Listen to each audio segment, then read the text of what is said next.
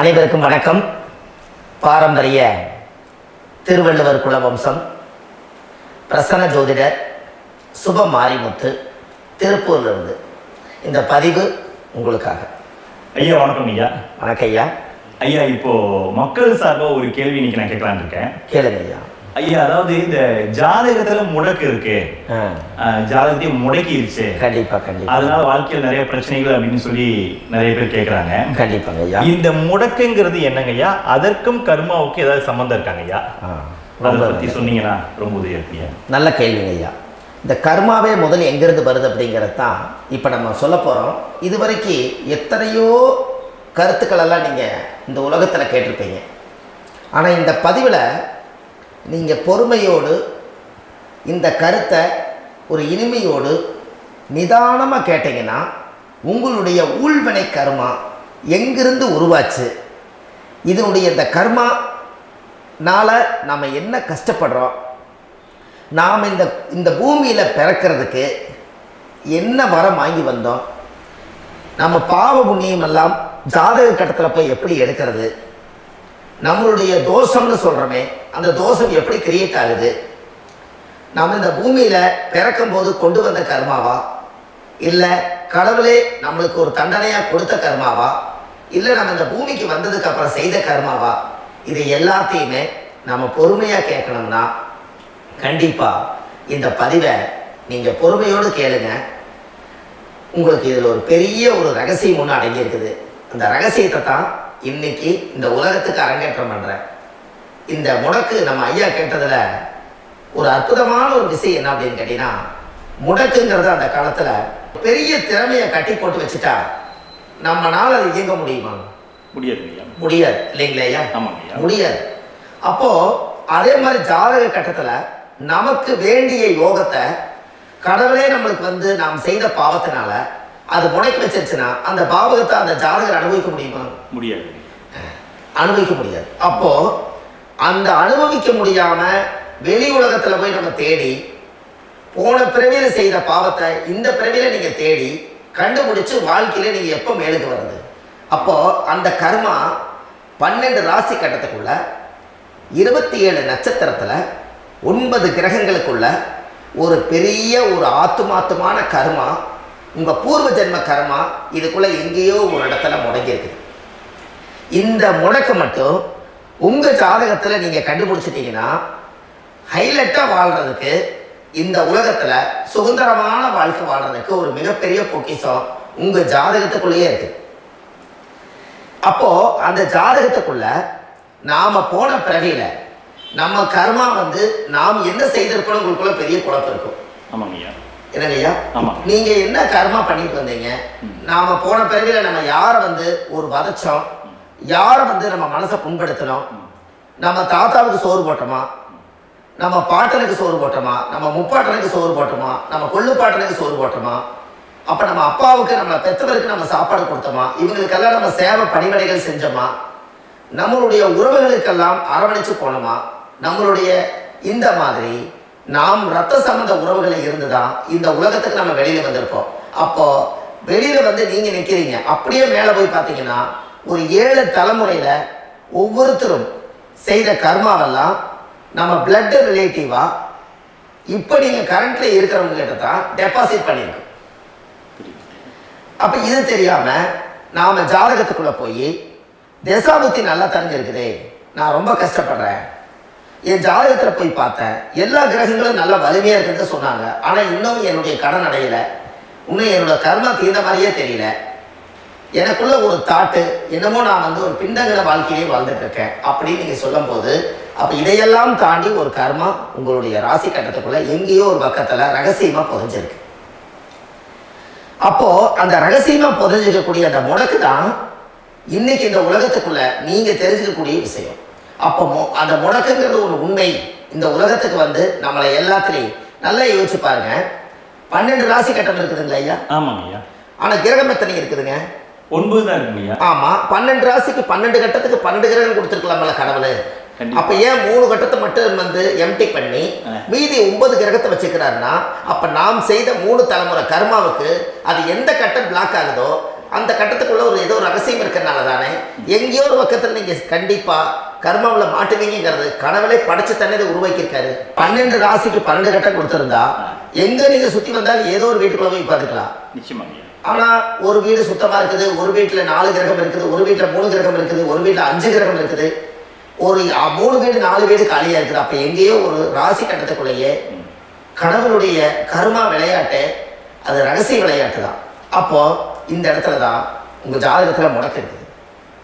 இந்த முடக்க நீங்கள் எப்படியெல்லாம் அதை ஆராய்ச்சி பண்ணி கண்டுபிடிக்க முடியும் அப்படிங்கிற ஒரு விஷயத்தை தான் இன்னைக்கு நம்ம இந்த உலகத்துக்குள்ள இதை நுழைக்க போகிறேன். இப்போ அப்பா செய்த பாவம்னு ஒன்று இருக்குமில்ல ஐயா? ஆமாங்க ஐயா. நம்ம அறியாத வயசுல தெரியாதல அப்பா செய்த பாவம்னு இருக்கும். அப்பாவுடைய சொத்து பிள்ளைக்கு தானா, அப்பாவுடைய பாவம் பிள்ளைக்கு தானே? ஆமாங்க ஐயா. ஆமாங்க ஐயா. என்னங்க ஐயா? ஆமாங்க ஐயா. சரி, அப்ப தாத்தா இருக்கிறாரு, தாத்தாவுடைய கர்மா உயிர் எங்க எழுதி வைக்கிறாருங்க? அப்போ மகனை பெற்றுறாரு. அப்ப தாத்தா மாதிரியே முகம் இருக்குது, தாத்தா மாதிரியே அவருடைய நடை உடை பாவனை இருக்குது, அவர் தாத்தாவுடைய ஜீனு தான் அப்படின்னு இவர் சொல்லும் போது அப்ப தாத்தாவுடைய சொத்து பேரனுக்கு சொந்தம்னா தாத்தாவுடைய பாவம் எங்க போகுங்க? பேரனுக்கு தான். Very good. அப்ப இந்த அப்போ இந்த கர்ம எப்படி டிரான்ஸ்ஃபர் ஆகுதுன்னு உங்களுக்கு தெரியுதா? புரியுது புரியுது. அப்ப நீங்க போன பிறவியில அந்த தாத்தாவுடைய பேரனை நீங்க பிறக்கிறதுக்கு கர்மம் உங்களை செயல்பட வச்சிருக்குது. அதனால நீங்க தாத்தாங்கிறீங்க. அதனால இந்த கௌரவமே எங்க தாத்தா சம்பாதிச்ச சொத்து, நான் தான் அனுபவிக்கணுங்கிற விதியை நீங்க உருவாக்கிறீங்க. புரியுது. அப்போ இந்த ஜாதகத்துல அந்த உள்வினை தோஷம் தான் ஏதோ ஒரு வழியில உங்களை கர்மாவை செயல்படுத்துது. அதனாலதான் இந்த ஜாதகத்துல எந்த ஒரு முடக்கை எடுக்கிறதா இருந்தாலும் சூரியன் என்ற நட்சத்திரம் எதுவோ அந்த நட்சத்திரத்துக்கு எந்த வீடு முடக்காகுதோ அங்கதான் உங்களுடைய கர்மா ஒளிஞ்சிருக்கும். இதுதான் உங்களுடைய பெரிய ஒரு பொக்கிஷமான ரகசியம்.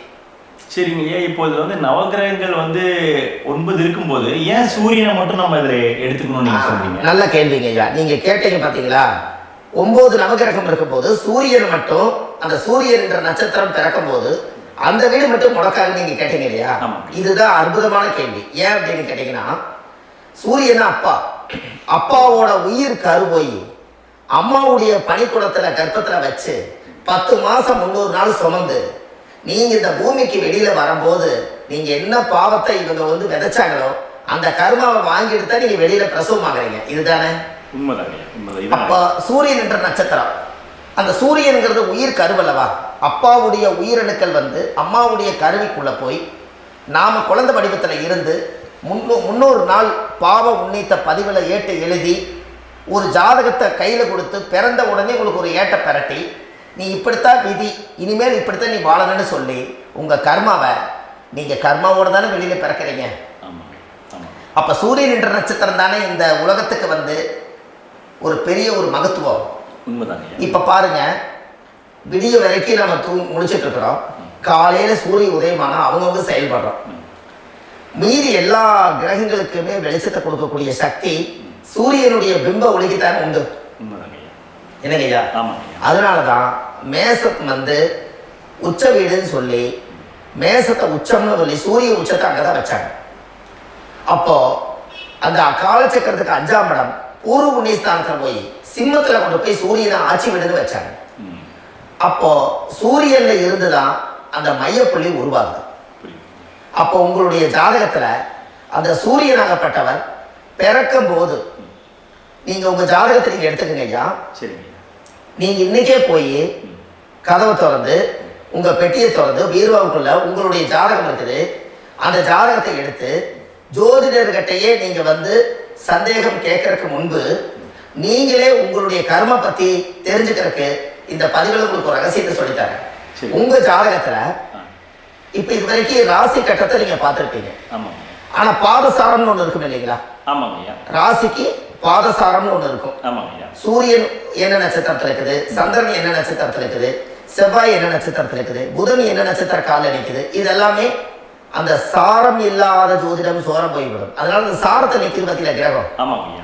அதுல இப்ப நீங்க உங்களுடைய ராசி கட்டத்தை ஓபன் பண்ணுங்க. இதுல ராசி கட்டத்துல சூரியன் என்ற நட்சத்திரம் ஒண்ணு இருக்கும் இல்லைங்களா? அது எதுவா வேணாலும் இருந்துட்டு போட்டோம். அந்த நட்சத்திரம் தான் நீங்க பிறக்கும் போது தாயுடைய கருவறைக்குள்ள கரு உருவான நட்சத்திரமே அதுதான். புரிஞ்சுங்களா ஐயா?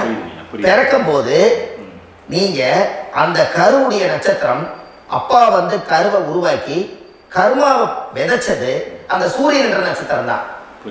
அந்த வீட்டுக்கு தான் இந்த ராசி கட்டத்தில் உங்களுக்கு முடக்கு உருவாகுது. புரிஞ்சுங்களா ஐயா? அப்போ ஒரு ஜாதகத்துல சூரியன் என்ற நட்சத்திரம் எதுவோ அதுதான் உங்களுடைய கர்ம நட்சத்திரம். இப்ப நம்ம பிறக்கிறதுக்கு முன்னாடி அப்பா கிட்ட அந்த கர்ம டெபாசிட் ஆயிருக்கும். அதை டிரான்ஸ்ஃபர் எப்படி பண்றாரு? அவர் ஒரு கல்யாணம் வச்சு அவர் குடும்ப வாழ்க்கையில வாழ்ந்து நம்மளோட உயிர் கருவை கொண்டு போய் ஊராம் பொண்ண கல்யாணம் பண்ணி பொண்டாட்டின்னு எடுத்துக்கொண்டு அந்த பொண்டாட்டிங்கிற உரிமையாகி இவருடைய உயிர் கரு உருவாகி வாரிசுகள் வெளியில வருது. அதானே ஐயா? அப்போ அந்த சூரியன் என்ற நட்சத்திரம் தான் இந்த உலகத்துல ஒரு பிரம்மாண்டமான நட்சத்திரம். இந்த நட்சத்திரம் உங்க மனசுக்குள்ள ஏதாவது இருந்துச்சுன்னா உங்க வீட்டுல ஏதாவது ஒரு நல்ல விஷயங்கள் நீங்க பண்றதா இருந்தா அந்த கர்ம நட்சத்திரம் சூரியனுடைய நட்சத்திரம் இருக்கிறதுல அந்த நட்சத்திரத்துல எந்த ஒரு சேவைகளும் செய்யக்கூடாது. அதுதான் கர்மா. அதை போய் நீங்க ஆக்டிவேட் பண்ணி விட்டீங்கன்னா அது முன்னோர்களை வந்து நீங்க வந்து தொந்தரவு பண்ண மாதிரி. அந்த கர்ம நட்சத்திரம் தான் உங்க வாழ்க்கையில அது புதஞ்சிருக்கிறதா. இப்போ குழந்தை பிறந்தாலோ சீர் சீமந்தங்கள் நீங்க செய்யறதாலோ கல்யாணம் முக்கிறதுனாலோ உங்க ஜென்ம நட்சத்திரத்தன்னைக்கு கல்யாணம் பண்ண வேணும்னு சொல்லிக்கிறாங்க இல்லைங்க? உங்களுக்கு ஜென்ம நட்சத்திரத்துக்கு முன்னாடி உங்களை உருவாக்குன நட்சத்திரம் தான் ஜென்ம நட்சத்திரம். அப்ப சூரியன் என்ற நட்சத்திரம் அப்பாவுடைய ஜென்ம நட்சத்திரமா அந்த ஊழ்வினை கர்ம செயல்படுது. அப்ப அந்த முடக்கு யார் வழியில வந்தது? முன்னோர்கள் வழியில வந்தது. முன்னோர்கள் கட்டி வச்சது யாரைய? குலதெய்வத்தை.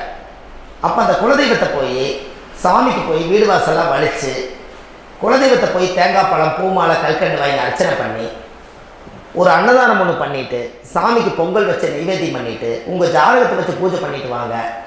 அதுக்கப்புறம் தான் உங்க கர்மாவை கண்டுபிடிக்கிறதுக்கு வழியே பிறக்கும். குலதெய்வத்தை வணங்காமல் கோவிந்தா கோவிந்தா என்று பல தெய்வத்தை வணங்கினாலும் பலனொன்றும் இல்லைன்னு அந்த காலத்தில் முன்னோர்கள் சொல்லி வச்சுக்கிறாங்களே இல்லைங்களா? அதனால கண்டிப்பாக அதை கண்டுபிடிச்சு நீங்கள் அதுக்கு ஒரு நைவேத்தியம் பண்ணால் மட்டும்தான் முதல்ல உங்கள் 5ஆம் பாவம் முன்னோர்கள் அது வேலை செய்யும். குலதெய்வ ஆலயத்துக்கு போயிட்டு வாங்க. போயிட்டு வந்துட்டு இந்த கர்மவினை தோஷத்தை நிவர்த்தி பண்ணுறதுக்குனால சரியான பரிகாரத்தை நம்ம எடுப்போம். அப்போ உண்மையாலுமே ஒரு ராசி கட்டத்துக்குள்ள இந்த மாதிரி ஒரு அந்த கர்ம தோஷம் இருப்பதனால இந்த கர்மா தோஷத்துக்கு அந்த முடக்க தோஷங்கிறத நீங்கள் எடுத்து அதை கண்டுபிடிச்சு அந்த சூரியன் என்ற நட்சத்திரம் எந்த ராசி கட்டத்தில் போய் முடக்காயிருக்குதோ அந்த முடக்கு எந்த பாவகம் வந்து நம்மளுக்கு லாக் ஆகிருக்குதோ அந்த பாவகத்துக்கு உண்டான பரிகாரங்கள் அதுக்குரிய ஸ்தலங்கள் அந்த கோவில்களில் போய் சுவாமிக்கு தேங்காய் பழம் பூமாலை கல்கண்டு வாங்கி அர்ச்சனை பண்ணி நீங்கள் அந்த கோவிலுக்குள்ள போய் உட்கார்ந்து சாமி கும்பிட்டு வந்தீங்கன்னா உங்களுடைய ஜாதகத்தில் இருக்கக்கூடிய அந்த முடக்கு தோசை நீங்கி வாழ்க்கையில் நீங்கள் எதை சாதிக்க வந்தீங்களோ அந்த சாதனையை நீங்கள் சாதிச்சுட்டு இருப்பீங்க. புரிஞ்சுங்களா ஐயா? இல்லை, தெளிவாக புரியுதுங்க.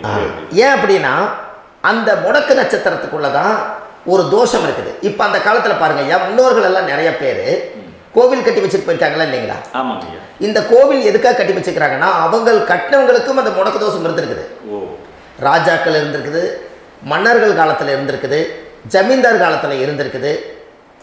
இப்போ அவங்களுடைய அமைப்புகள் எல்லாமே முன்னோர்கள் என்னமோ அறியாமல் தெரியாத தன்னடக்கம் இல்லாத ஒரு கர்மாவை செஞ்சுட்டாலும் அதுக்குரிய பரிகார ஸ்தலங்களை கொண்டு போய் அந்த காலத்திலே ஜாதகம் பார்த்து நம்ம வந்து முன்னோர்களுடைய பாவத்தை நாம் செய்த பாவத்தையும் தீர்த்துட்டு நமக்கு கீழே அடுத்த சந்ததிகள் அடுத்த தலைமுறைகள் வந்தாலும் இந்த கோவில்களுக்கு வந்து விளக்கு போட்டு சாமி கும்பிட்டு இந்த மண்ணை மிதிச்சுட்டு போனால் அன்னையோட அந்த கர்மா தீருங்கிறது அந்த காலத்திலேயே முடக்கு தோச பரிகாரத்தை கோவில் வழியில் அந்த காலத்தில் திசை திருப்பி வச்சுருக்காங்க. அப்போ நீங்கள் கோவிலுக்கு போகாமல் கண்டிப்பாக இந்த பரிகாரத்தை நீங்கள் உடைக்க முடியாது. ஏன் உடைக்க முடியாதுன்னா இப்போ நீங்கள் எத்தனை வருஷம் வாழ்கிறீங்க ஐயா? இன்னும் ஒரு 50 வருஷம் 120 வருஷமே வச்சுக்கோங்க. சூரிய திசை 6 வருஷம், சந்திர திசை 10 வருஷம், செவ்வாய் திசை 7 வருஷம், ராகு திசை 18 வருஷம், குரு திசை 16 வருஷம், சனி திசை 19 வருஷம், புதன் திசை 17 வருஷம், கேது திசை 7 வருஷம், சுக்கிர திசை 20 வருஷம். இப்போ நான் சொன்ன டோட்டலெல்லாம் கூட்டிங்கன்னா 120 வருஷம் வரும். இது ஒரு மனிதர் பிறந்து பூர்ண ஆயுளோடு வாழ்ந்தால் இந்த 120 வருஷம் வாழ்ந்தால் அவர் இந்த பூலோக பதவி விட்டு சிவலோக பதவி போயிடுவார். அதுக்கு பேர் தான் பூர்ண ஆயுள் என்று பொருள். அப்ப இந்த பூர்ண ஆயுள வாழ்ந்தவருக்கு 120 வருஷம். கோயில் எத்தனை வருஷம் வாழ்ந்துங்க ஐயா? கோயில் ஒரு கோயில் பழங்காலத்து கோயில் எல்லாம் எத்தனை வருஷம் வாழுதுங்க? 12 வருஷத்துக்கு கும்பாபிஷேகம் பண்ணுவாங்க. அது ஓகே, அது பரவாயில்ல. 12 வருஷத்துக்கு ஒருக்கா பழச புதுப்பிச்சு கும்பாபிஷேகம் பண்ணி மறுபடியும் அதுக்கு பவர் ஊட்டி சக்தி ஊட்டி அதுக்கு உருவேற்றுறாங்க.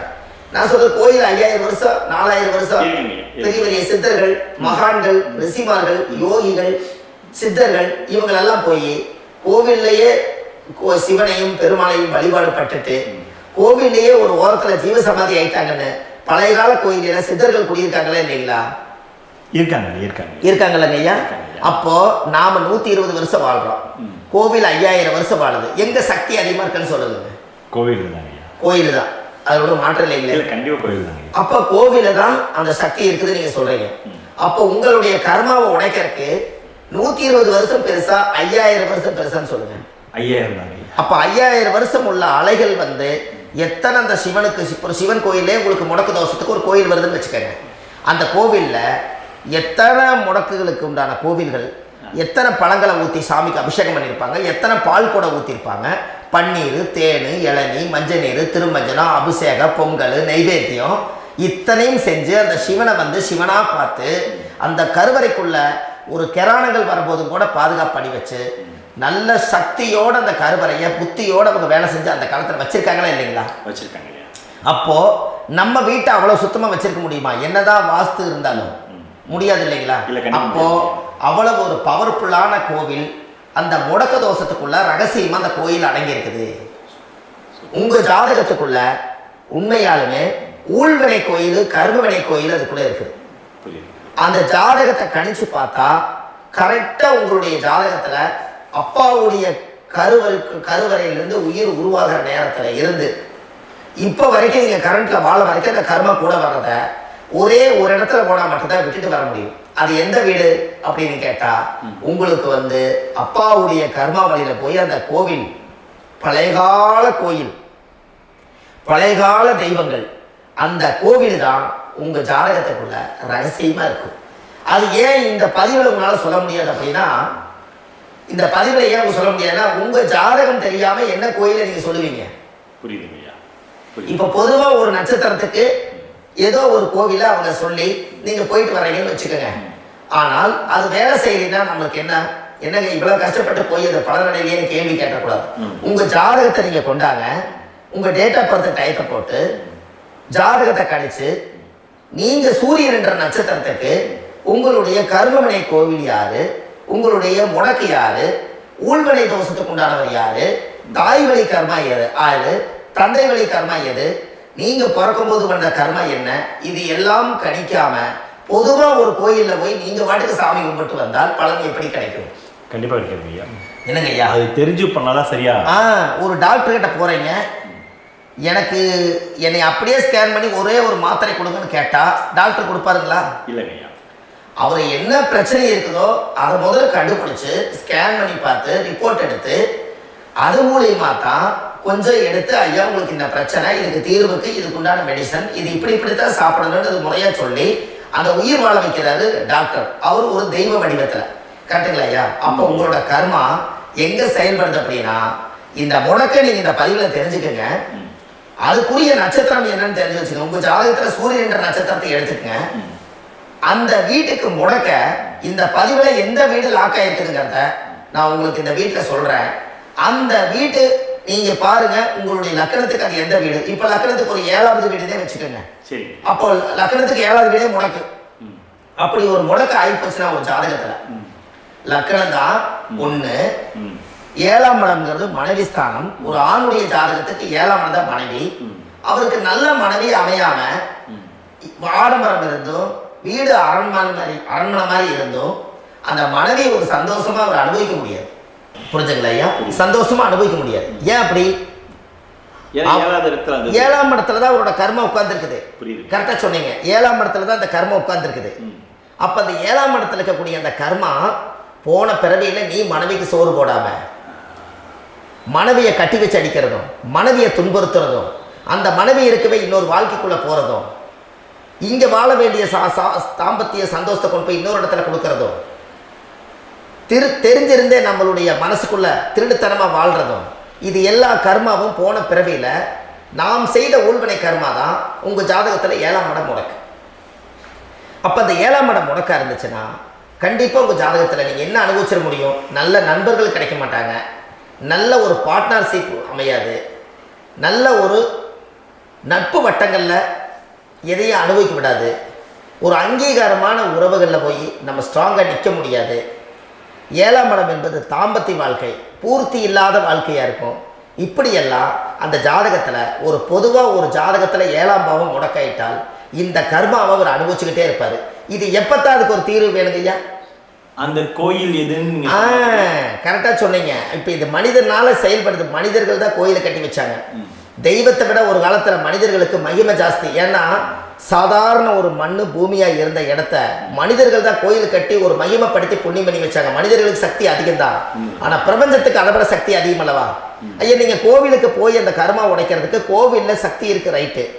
ஆனால் நம்ம வீட்டுக்கும் கோயிலுக்கும் ஒரு மிகப்பெரிய தொடர்பு என்னென்னா, அந்த கோயில் கட்டுறவங்க எல்லாமே பழைய காலத்து கோயிலெல்லாம் பாருங்கள், பஞ்சபூதத்தை வச்சு கட்டியிருப்பாங்க. சரிங்க. பஞ்சபூதத்தை எப்படிங்க? பஞ்சபூதத்தை வச்சு தான் கட்டுவாங்க கோயில். அது உங்களுக்கு தெரியணும் இல்லைங்களா? பஞ்சபூதம்னா நீர், நெருப்பு, காற்று, பூமி, ஆகாயம். இந்த பஞ்சபூதத்தினுடைய சக்திகள் எல்லாம் ஒரே நேர்கோட்டுக்கு என்னைக்கு வருதோ அன்னைக்கு தான் அந்த கோவிலுடைய பாலக்கால் போட்டு 1000-2000 வருஷம் நிலச்சி நிற்கிறது. காரணம், இந்த பிரபஞ்சத்தில் பஞ்சபூதம் எப்படி நிலச்சி நிற்குதோ அதுபோல் 5000 வருஷம் நிற்கிறதுக்கு அந்த பஞ்சபூத சக்தி வச்சு தான் சாமி சிலையை பிரதிஷ்டை பண்ணி வச்சுருப்பாங்க. அதனால தான் இந்த கோயில்கள் எல்லாம் 5000 வருஷமாயும் எத்தனையோ கிராணங்களை எல்லாம் தப்பிச்சிருக்கிறதுக்கு காரணம்.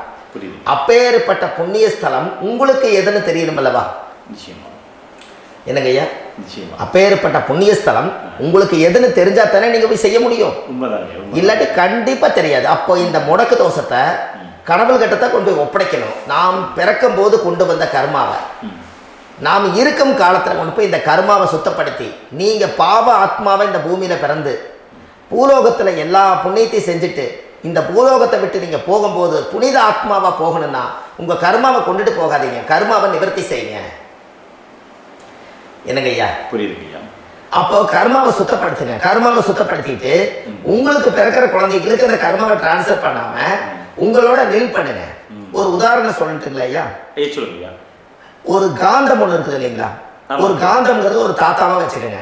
ஒரு இரும்பு கொண்டு போய் வச்சா ஒட்டு மாட்டாதா? ஒட்டுங்கய்யா. அப்போ ஒட்டுனோடனே காந்தம்ங்கிறது தாத்தா, அவருக்கு பிறந்த வாரிசுக்கு அந்த கர்மா டிரான்ஸ்ஃபர் ஆயிடுமா? ஆயிடுச்சுங்க. சரி, இன்னொரு இரும்பு கொண்டு போய் வைங்க, ஒட்டு மாட்டாதா? கண்டிப்பா ஒட்டுங்கய்யா. அப்ப அது பேரனுக்கு வைங்க, பேரனுக்கு வந்துருச்சு அந்த கர்மா, வந்துருச்சுங்கய்யா. இன்னொரு இரும்பு கொண்டு போய் வைங்க, அந்த காந்தத்துக்கு நேர் இன்னொன்று வைங்க, ஒட்டு மாட்டாதா? கண்டிப்பா ஒட்டுங்கய்யா. அப்ப அதை கொண்டு போய் நம்ம கொள்ளு பேரனுக்கு வைங்க. இப்படியே டிரான்ஸ்ஃபர் ஆகி தலைமுறை தலைமுறையே இந்த கர்மா தொடர்ந்துகிட்டே இருக்குது.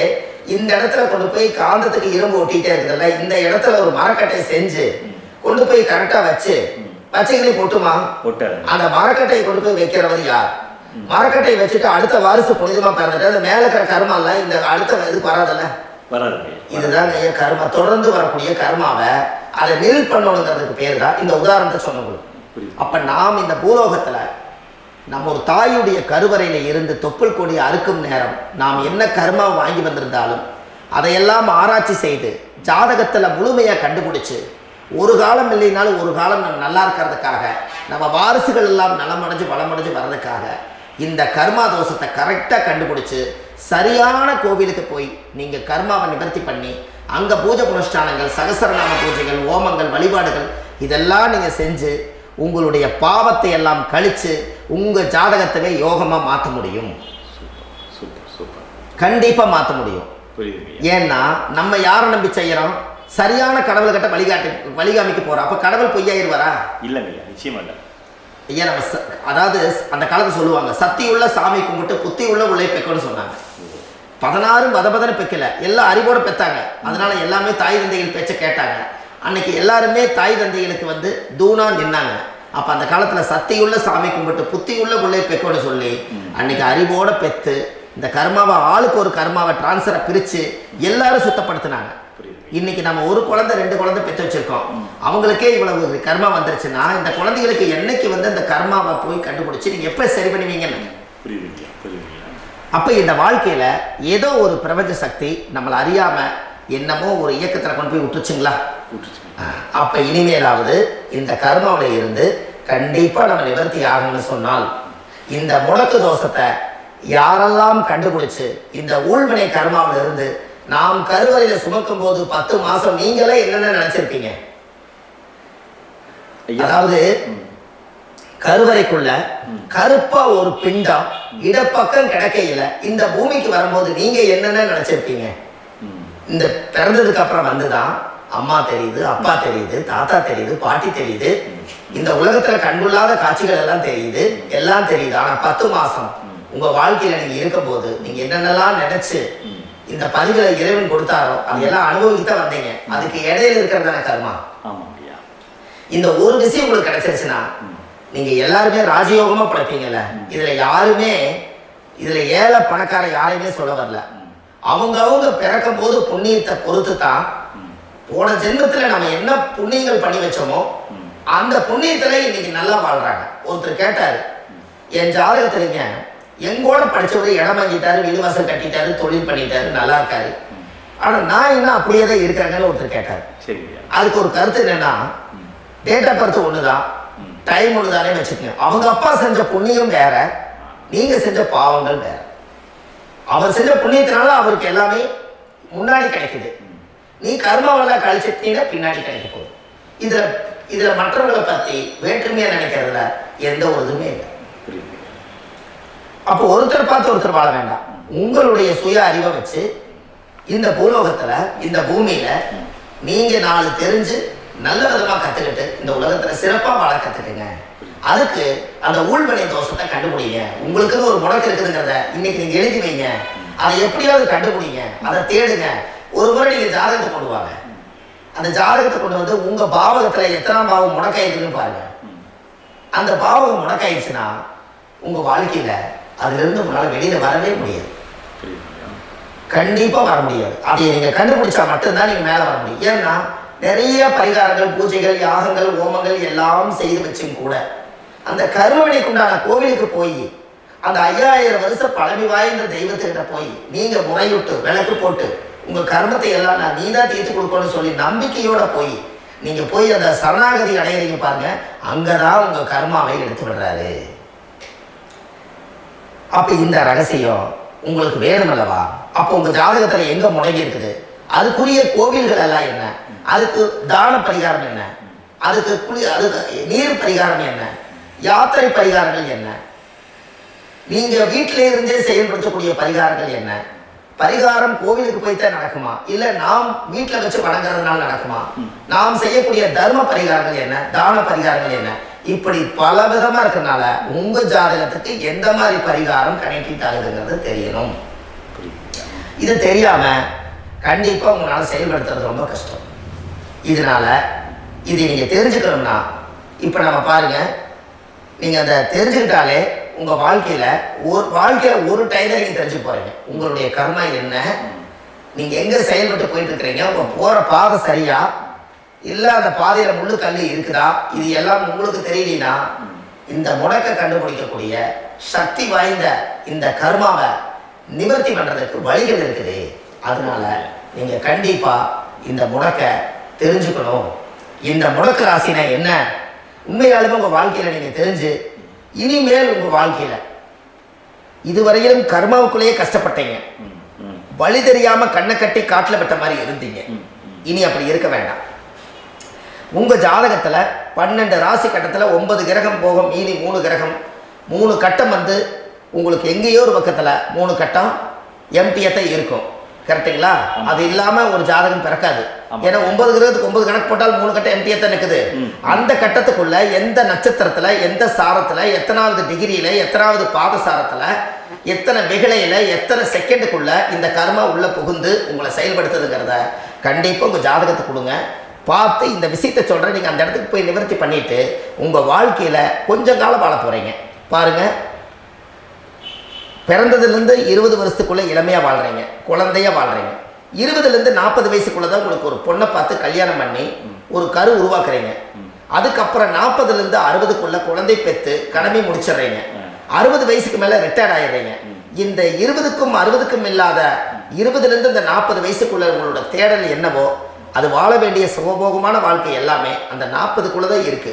இந்த 40க்குள்ள இருக்கக்கூடிய வாழ்க்கைய இந்த கர்மா தெரியாம காலத்தை வீணாக்க வேண்டாம். வாழ வேண்டிய வயசு நீங்க வாழணும். அதுக்குரிய கர்மாவை நீங்கள் சுத்தப்படுத்துங்க. எப்படியெல்லாம் நீங்கள் சந்தோஷமாக வாழ்கிறீங்கன்னு எனக்கு ஒரு தகவல் கொடுங்க. வேறு லெவலில் நீங்கள் இருப்பீங்க. கண்டிப்பாக இந்த பதிவில் உங்களுக்கு நான் இந்த விஷயத்தை கொடுக்க போகிறேன். இந்த முடக்கு நட்சத்திரங்கள் என்ன அப்படிங்கிறத இந்த பதிவில் நீங்கள் ஒரு நோட்டு ஒன்று எடுத்துக்கோங்க, குறித்து வச்சுக்கோங்க. இதில் இருந்து அவங்கவுங்களுக்கு முடக்கு நட்சத்திரம் என்னங்கிறத இந்த பதிவில் நான் உங்களுக்கு கொடுக்குறேன். இந்த வீடு தான் அது முடக்குங்கிறத சொல்கிறேன். இதையெல்லாம் நீங்கள் தெரிஞ்சு உங்கள் ஜாதகத்திலே நீங்கள் முடக்கு எடுத்து கண்டிப்பாக உங்கள் வாழ்க்கையில் நீங்கள் நல்லா இருப்பீங்க. அதுக்கு ஒரு நோட் எடுத்து வச்சுக்கோங்க. இது வரைக்கும் கர்மாவை பற்றி நம்ம பேசணும். உங்கள் ஜாதகத்தில் சூரியன் என்ற நட்சத்திரத்துக்கு தான் முடக்குன்னு சொன்னீங்களே, எந்த வீடுங்கிற ரகசியத்தை இன்னைக்கு நம்ம எல்லாரும் தெரிஞ்சுக்கலாமா? இத்தனை காலமாக நீங்கள் தெரிஞ்சுக்காத ஒரு ரகசியத்தை இன்னைக்கு உங்கள் ஜாதக கட்டத்தில் நீங்களே முடக்க கண்டுபிடிச்சி அதுக்கு உண்டான பலனை தேட போகிறீங்க. அந்த தேடல் தான் உங்களை கொண்டு போய் உட்கார வைக்க போகுது. ஒரு உதாரணம், உங்கள் ஜாதகத்தில் பாதசாரம் இருக்குது அல்லவா? அந்த பாதசாரத்தில் சூரியன் என்ற நட்சத்திரம், சூரியன் நின்ற நட்சத்திரம் பாதசாரத்தில் கரெக்டாக எடுங்க. சூரியன் என்ற நட்சத்திரம் பரணி நட்சத்திரமாக இருந்தால் சிம்மம் தான் முடக்கு. அப்போ பரணி நட்சத்திரக்காரர்களுக்கு அந்த சிம்மத்தில் வந்து முடக்காயிட்டா, அப்போ உங்கள் லக்னத்துக்கு அது எத்தனாம் பாவமோ அந்த பாவகம் முடங்கிடும். அந்த பாவகத்தை நீங்கள் அனுபவிக்க முடியாது. அதிலிருந்து தான் உங்கள் கர்மாவே அங்கே ஒழிஞ்சிருக்கும். அது உங்கள் லக்னத்துக்கு அந்த சிம்மம் எத்தனாவது வீடுன்னு உங்களுக்கு தெரியும். ஒன்று ஜோதிடர்களுடைய அணுகி போனால் அந்த கர்மா என்னங்கிறத கண்டுபிடிச்சு சொல்லுவாங்க. அப்போது உங்கள் வாழ்க்கையில் பரணி நட்சத்திரத்தில் சூரியன் என்ற நட்சத்திரம் அது பரணியாக இருந்தால் அந்த சிம்ம ராசியில தான் முடக்கு இருக்கும். அப்போ அந்த சிம்மம் முடக்க போய் ஆலய வழிபாடுகளில் போய் மட்டும்தான் அந்த கர்மாவை சரிப்படுத்த முடியும்.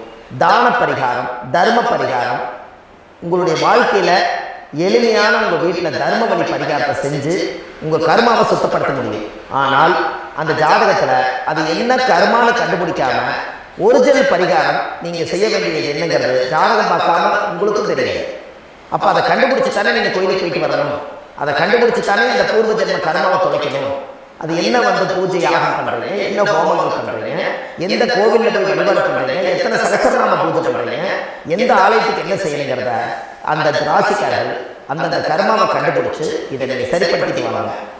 உங்கள் வாழ்க்கையில் ஒரு மிகப்பெரிய ஒரு மாற்றம் நடக்கும். அடுத்த பதிவில் இதெல்லாம் நான் உங்களுக்கு இவ்வளவு நேரம் சொல்லியிருக்கேன். இந்த இவ்வளவு நேரம் நீங்கள் சொன்னதில் உங்களோட கர்மானா என்னன்னு இப்போ நீங்கள் தெரிஞ்சுக்கிட்டீங்க. உங்கள் ஊழ்வினை தோஷம்னா என்னன்னு கண்டுபிடிச்சிட்டீங்க. அப்போது இந்த ஒரு ரகசியம் மட்டுமே உங்களுக்கு எங்கே போனால் தீர்வு கிடைக்குங்கிறது மட்டும் அது ஜாதகம் பார்த்து தான் நீங்கள் அதை கண்டுபிடிச்சி அந்த கர்மாவை உடைக்க முடியும். இன்றைக்கு பரணி நட்சத்திரத்தை பற்றி நீங்கள் பார்த்தீங்க. அடுத்த வீடியோவில் உங்களுக்கு கிருத்திகை நட்சத்திரத்தை பற்றி அடுத்த பதிவில் உங்களுக்கு நான் தரேன். நம்ம ஆன்லைன்லேயே ஜாதகம் பார்க்குறோம். உங்கள் date of birth, time, place கொடுத்தீங்கன்னா போதும். உங்களுக்கு ஜாதகத்தை கணிச்சு ஃபோன்லேயே உங்களுக்கு கர்மராசி கண்டுபிடிச்சி உங்களுக்கு உண்டான கர்ம பரிகாரத்தை சொல்லி உங்கள் வாழ்க்கையில் ஒரு வெளிச்சத்துக்கு கொண்டு வர்றதுக்கு என்றைக்கும் உங்களுக்கு உறுதுணையாக இருப்பேன். நீங்கள் கண்டிப்பாக இந்த பதிவுகள் எல்லாம் இது உங்களுக்காகத்தான். இது அதிகாலை நேரத்தில் பிரம்ம முகூர்த்தத்தில் இந்த பதிவை உங்களுக்கு முழுமையாக சமர்ப்பணம் பண்ணுறேன். இதை கற்று இதை வழி நடத்தி இதைய எப்படியெல்லாம் இந்த முடக்க கண்டுபிடிச்சி இப்படியெல்லாம் பேச வச்சு அழகு பார்க்க நம்ம முன்னோர்களுடைய ஆசீர்வாதமும் இந்த முடக்க கண்டுபிடிச்ச குருமார்களும் அவங்களுடைய குடும்ப பாரம்பரிய வம்சாவளிகளும் எல்லாருமே நல்லா இருக்கணும். அதுக்காக இந்த நேரத்தில் நான் வந்து அடியன் சுப மாரிமுத்தாக இருந்து திருப்பூர்லேருந்து இந்த பதிவை உங்களுக்கு நான் கொடுக்குறேன். கண்டிப்பாக இந்த முடக்கு கோயிலுக்கு, இந்த முடக்கு தோஷத்துக்கு உண்மையான பரிகாரங்கள், எளிமையான பரிகாரங்கள் நீங்களே வாழ்க்கையில் செஞ்சு ஆதிகால பரிகாரங்கள் உங்கள் மனசுக்குள்ளே இருக்குது. அதை செயல்படுத்தினா மட்டும் போதும். வாழ்க்கை எங்கேயோ போயிடும். கண்டிப்பாக ஒரு முறை உங்கள் ஜாதகத்தை அனுப்பி வைங்க. உங்களுக்கு நான் பார்த்து பலன் சொல்கிறேன். இன்றைக்கி நான் கொடுத்த பதிவுகள் எல்லாம் உங்களுக்கு ரொம்ப பயனுள்ளதாக இருந்திருக்கும். உங்களுக்கு இது வரைக்கும் எத்தனையோ கர்மமணிகளை பற்றி தெரியாமல் இருந்திருக்கீங்க. இந்த பதிவில் நிறைய கேட்டு தெரிஞ்சுக்கிட்டீங்க. இதெல்லாம் வாழ்க்கையில் ரொம்ப முக்கியமான பரிகாரங்கள், எளிமையான பரிகாரங்கள். நேராக நீங்கள் கடவுளை தான் கெட்டியாக பிடிக்க போகிறீங்க. அந்த பரிகாரங்கள் எல்லாம் செஞ்சு அதிகாரமாக வாழ்ந்து இந்த பூலோகத்தில் நல்ல சிறப்பாக வாழ்றதுக்கு இந்த பரிகாரம் உங்களுக்கு ரொம்ப யூஸ்ஃபுல்லாக இருக்கும். கண்டிப்பாக இந்த பதிவை செய்யுங்க. நம்ம பாரம்பரிய திருவள்ளுவர் குல வம்சம் பிரசன்ன ஜோதிடர் சுப மாரிமுத்து திருப்பூரில் இருக்கேன். 30 ஆண்டு காலமாக நம்ம ஜோதிடம் பார்த்து கொண்டிருக்கிறோம். இவ்வளவு காலமாக எத்தனையோ ஆயிரக்கணக்கான மக்களுக்கு நம்ம ஜோதிடம் பார்த்து வழிகாட்டி நிறைய மக்களுக்கு நிறைய சேவைகள் செஞ்சுருக்கேன். நிறைய கோயில் கட்டி வச்சுருக்கேன், கும்பாபிஷேகங்கள் பண்ணி வச்சுருக்கேன், அன்னதானங்கள் நிறையா பண்ணி வச்சுருக்கேன், புண்ணிய யாத்திரைகள் நிறைய போய் வந்திருக்கேன். மக்களுக்காகவே நான் உங்களுக்கு உழைக்க தயாராக இருக்கேன். இந்த ஜோதிடம் என்னுடைய ஒரு பாரம்பரியமாக என்னுடைய அப்பா தாத்தா முன்னோர்கள் இதெல்லாம் எங்களுடைய குலத்தொழில் இது. அதனால் நாங்கள் பாரம்பரியமாக திருவள்ளுவர் குல வம்சம். வள்ளுவர் வாக்குன்னு யூடியூப் சேனலில் போனீங்கன்னா 1000 பரிகாரங்கள் கொடுத்துருக்கேன். அதுவும் உங்களுக்கு ரொம்ப யூஸ்ஃபுல்லாக இருக்கும்.